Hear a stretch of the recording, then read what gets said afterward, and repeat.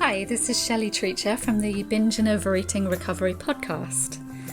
Today I'm going to be talking about your relationship with yourself. Probably the most important relationship you are ever going to have. And I'm going to be talking about how to be compassionate with yourself.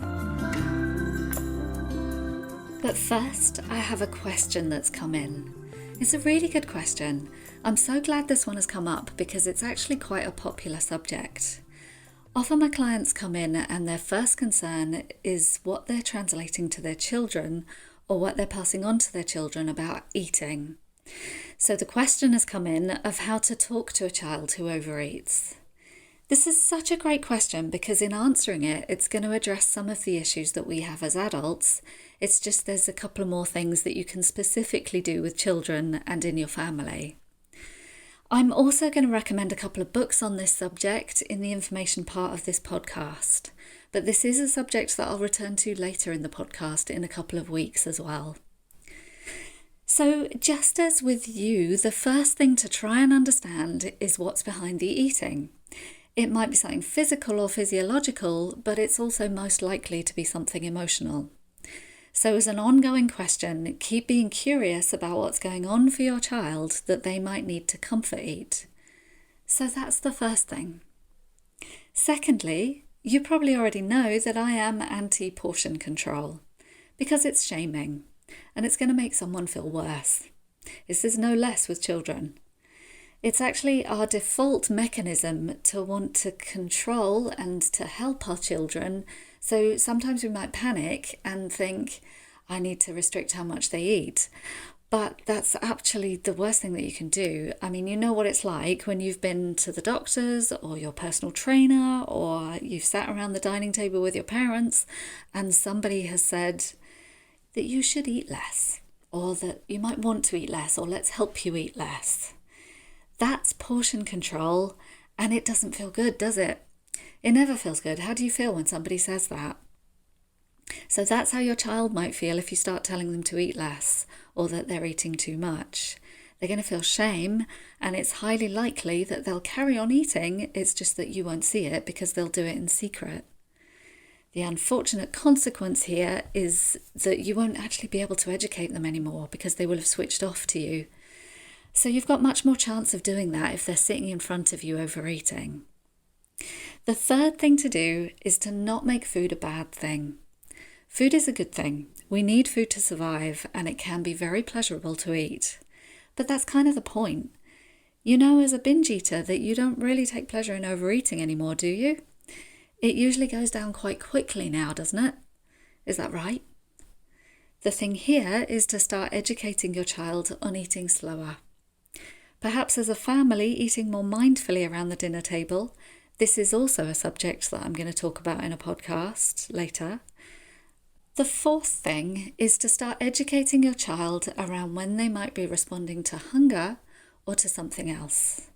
Just like educating yourself on this. Obviously, educating yourself is the first thing to do. This might actually be something that you could learn together. You can also educate your child and yourself around the fact that in this culture, we rely on external substances or each other rather than our internal resources for reassurance and comfort. You can start to teach your child as an ongoing project that there are other ways to manage how you feel. I am also going to be talking a lot more about this next week. The best thing though that you can do is to learn it for yourself and then to pass on that education. Trust me, actually, once you start learning this, you won't be able to help but pass it on. It's difficult to not want to talk about this stuff once you start learning it. So start with your child by explaining that this is what we all do, to some extent. We instinctively squash uncomfortable feelings with something else that makes it more tolerable. Chances are that the more you say things like this, the more they'll understand that they might have inner resources to deal with stuff. But lastly, there's another thing that you can try. So when you notice that your child is about to overeat, is about to ask for seconds or wants more food, try introducing something else that they might find comfort from. So get to know what your child enjoys, get to know what your child is enthusiastic about, get to know what makes them happy, what makes them excited, what gets them motivated, and see if you can do that thing together instead of overeating. It's likely that you'll both develop inner resources around doing this. And it's also quite likely that what your child values most is time with you. So give that one a go. I have an example from my own life in this. I'm not going to go into too much detail, but I have a couple of friends who I visit quite regularly, and we always eat, but we also always have seconds. And this is something that I don't actually do on my own at home. I never think to have seconds. And I started to get really curious about why I do that when I'm with my friends who I'm really close to. And I realised that, even in my life still, it's subtle how there still might be an emotional anxiety or an insecurity or something underneath that's making me want to eat more. So with my friends, I decided this week to not eat seconds and to express how I felt instead. And I did this week, and I've got to say it was really enjoyable. It's none of my business that they still eat seconds. I might share with them that this was my experience, but I would never expect them to change their habits. I'm not in the business of criticising anybody for overeating, or, it's not even my place to say that is overeating. That's completely individual, isn't it? But I just thought it was really interesting for me to recognise that there is still an emotional element to eating for me, and usually expressing myself, especially in company where I feel really safe to do that, it fixes it. It makes me feel better. So this is something that you and your family might want to discover together. You might also want to be really curious about what your family dynamics are around food and what you might be communicating to your children about food. And then introduce this idea of just getting to know each other a bit better, especially with things that are pleasurable. So that's it for the questions this week. I'm really happy to hear any more questions. I'd love to hear if you've got anything that you want to be answered. If I would love to attempt to answer it, please be in touch with that. But I'm also looking for people to come on the podcast. So if you've got anything you want to share with us about how your life is with eating, or any questions that you have, get in touch with me, because I think it would be really great for people to hear from you. But good questions to me in the meantime are all good too. Thank you.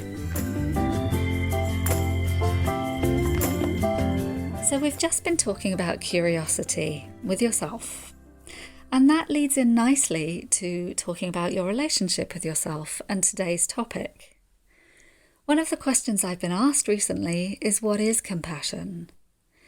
To be able to answer that question, I believe we have to explore what your relationship is with yourself. We need to look at what compassion is not, first of all. The kind of relationship you have with yourself determines whether you give up binge eating, because the habit is really all about how you treat yourself. The first thing to say about this is that how you talk to yourself and how you behave towards yourself are largely unconscious and automatic. So you have to become aware of how you're talking to yourself internally. That's the point of many of my podcasts, making the unconscious slightly more conscious. We all do this. We all have unconscious thoughts that we're just running with all day long, and we don't really notice them unless we call ourselves to notice them, and that's what I'm asking you to do. Most binge eaters don't realise that you're putting yourself down all day long. Other people might say that you're really hard on yourself, but you might not even be aware that you're doing it because you're so used to it. So the thing to do is to start to watch how you talk to yourself just in everyday life, with everything that you try to do, and then to evaluate whether you're being kind to yourself or whether you're actually being quite mean, self-critical, or even really nasty. Are you being really stressed out with yourself? Are you frustrated with yourself? That's the one that I see the most often. I've talked a lot about the binge eater being frustrated with themselves for eating and how this can lead to eating more.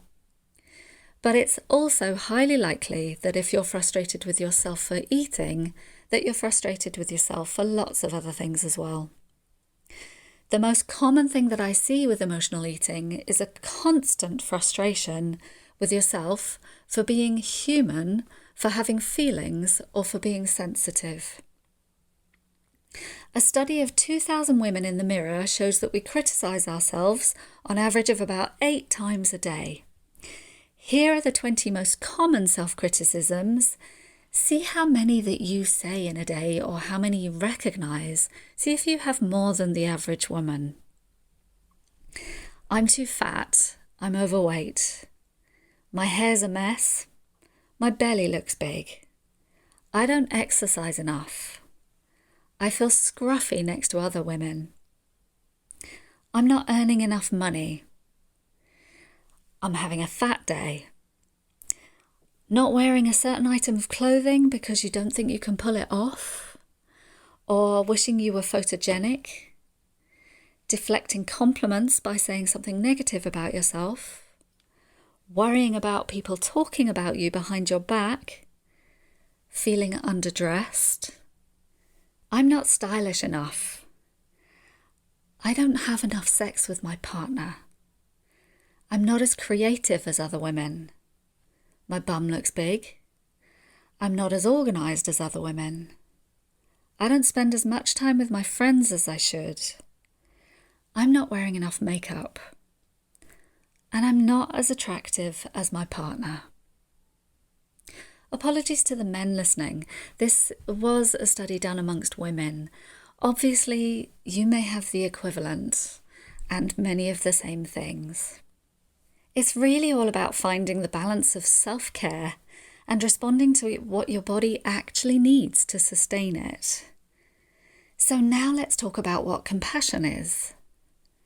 The idea here is to imagine or to treat yourself the way you would other people, especially someone you love or a child, or how your best friend would treat you. Your best friend would never criticise you for talking too much, for being sensitive, for being emotional, or for wanting what you want. After having a problem with something, they wouldn't portion control you or criticise you. They would understand. This is compassion. This is what you need to emulate. Your best friend would encourage you to buy that dress, to take that holiday, and to rest when you need to. The Merriam-Webster definition of compassion is sympathetic consciousness of another's distress together with a desire to alleviate it. I love this definition because it really speaks to how I feel we should treat ourselves. Self-compassion is to do the same thing and to be concerned about your distress and to want to help you and support you so that you feel less distressed and calmer. So I'm going to quote 2 of my favourite experts on compassion because they've made their life's work about compassion, so they can say it better than I can, or in a different way at least. So my favourite people on this subject are Tara Brach and Kristin Neff. You'll find lots of free meditations and lectures on compassion by these 2 if you just search. So first, Kristin Neff. Having compassion also means that you offer understanding and kindness to others when they fail or make mistakes, rather than judging them harshly. When you feel compassion for another rather than mere pity, it means that you realise that suffering, failure, and imperfection is part of the human shared experience. Self-compassionate people recognise that being imperfect, failing, and experiencing life difficulties is inevitable. Self-compassion involves acting the same way towards yourself when you are having a difficult time, when you fail, or when you notice something you don't like about yourself. Instead of just ignoring your pain with a stiff upper lip mentality, you stop to tell yourself, this is really difficult right now. How can I comfort and care for myself in this moment? Instead of mercilessly judging and criticising yourself for various inadequacies or shortcomings, self-compassion means you are kind and understanding when confronted with personal failings. and Tara Brach. She says, there is a wonderful expression that says, be kind. Everyone you know is struggling hard. It doesn't matter what age we are. If we're in these bodies and on planet Earth, it's not easy. That doesn't mean that we're always slaving away or that life is bad. It just means life can be really challenging at times.